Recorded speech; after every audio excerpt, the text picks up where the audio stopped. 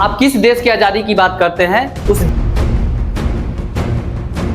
उस देश की आज़ादी की बात करते हैं जिसको आज़ाद करने के लिए हजारों लाखों लोगों ने अपने प्राण को निछावर कर दिया और हमारे देश को आज़ाद कराया। और आज आज़ाद के देश में हम लोग रहते हैं, जिस देश में अपने हक के और अधिकार की लड़ाई करने के लिए सड़कों पर उतरने पर उसे लाठियों के साथ में स्वागत किया जाता है, उसे अंधाधुंध गोलियां चलाया जाता है।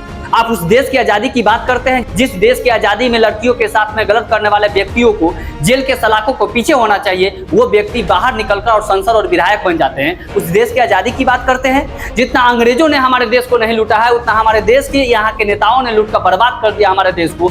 उसके द्वारा बनाया गया पुलों को जो है कि 100, 150, 200 साल तक जो है कि हम लोग उसे सही सलामत रख सकते हैं, लेकिन हमारे देश के आज़ाद भारत में बनाए हुए पुलों को मात्र 6 से 10 महीने के अंदर में पुल जो है कि ध्वस्त हो जाता है। आप उस देश की आज़ादी की बात करते हैं।